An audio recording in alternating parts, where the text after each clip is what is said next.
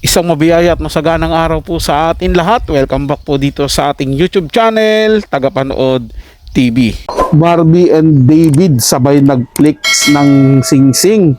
Engagement ring na ba ito? Yan po yung ating bibigyan ng comment, reaction, opinion sa araw na ito. At ang video na gagawin natin ng reaction ay galing po sa channel Rich Chikatis Today. Pero bago po tayo magpatuloy, nais ko lang po kayong imbitahan, lalong-lalo na po sa mga bagong napadaan lang dito sa ating channel na mag-subscribe at i-hit ang notification bell para lagi po kayong ma-update pag may mga bagong video tayo. Isang like, share, and subscribe mga tagapanood, napakalaking bagay po niyan dito sa ating channel. At libre lang po yan, wala pong bayad yan. Kaya naman huwag na natin patagalin to. Simulan na po natin ang ating reaction video sa araw na to mga tagapanood. Let's do this!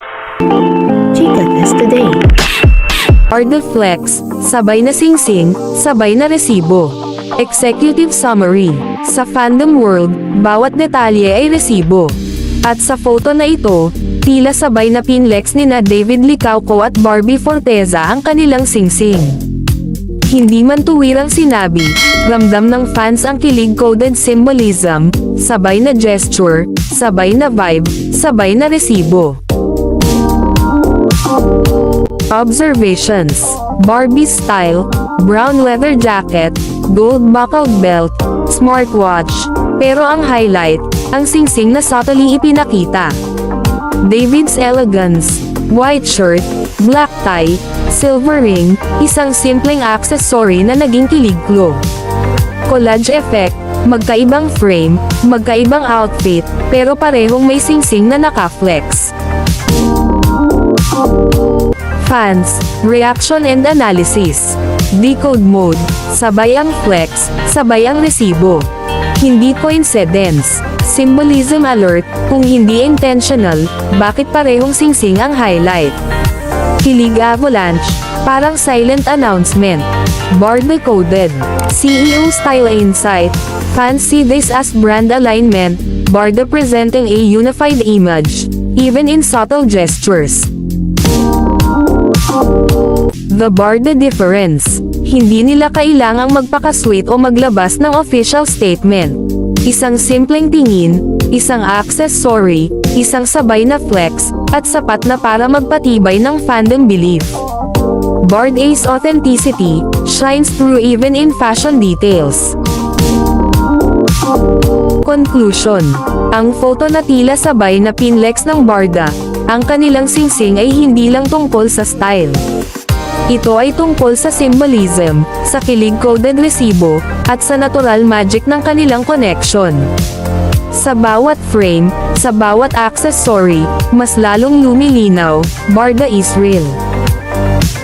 Tama lang naman yun mga tagapanood, no? Hindi naman nila masyadong dapat ipakita talaga sa mga tao.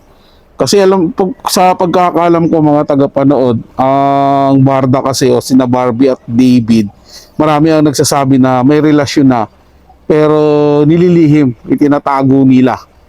Kasi parang ayaw nila na masyado silang na pag-uusapan. Well, para sa akin, opinion ko mga tagapanood, mas okay po yung ganun kaysa naman na ipangalandakan nila yung relasyon nila tapos sisirain lang din sila.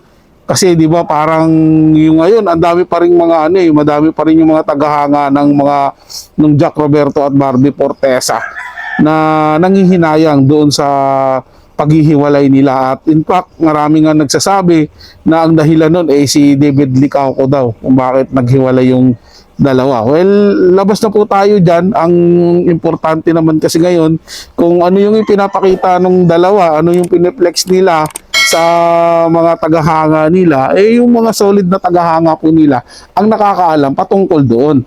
At sila ang nagsasabi na yun daw ay patunay na sincere ang relasyon at totoo ang relasyon ni na Barbie Forteza at David Licauco. Well, para sa akin, kung yan ang gusto o yan ang nasa isip ng mga maraming humahanga at nagsusubaybay sa kanila, respetuhin natin yun. Doon naman sa mga mapanira, payo ko lang, tigilan nyo na yan. Kasi siyempre, kung itong paglilihim ng Barda sa relasyon nila, dahilan doon sa mga makukulit yung paninira, talagang ganyan po talaga.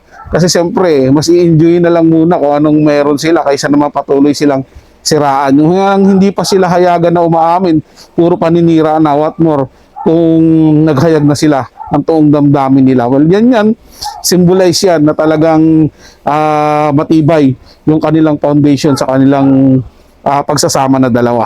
So kayo mga tagapanood, ano ang opinion nyo dito? Kung may komento kayo, i-comment nyo dyan sa ating comment section at pupusuan ko po yan mga tagapanood. Sino lang po mga tagapanood, ito ay comment at opinion lamang, wala pong personalan. Paalam po at mabuhay po kayong lahat. Maraming salamat po sa inyong panonood.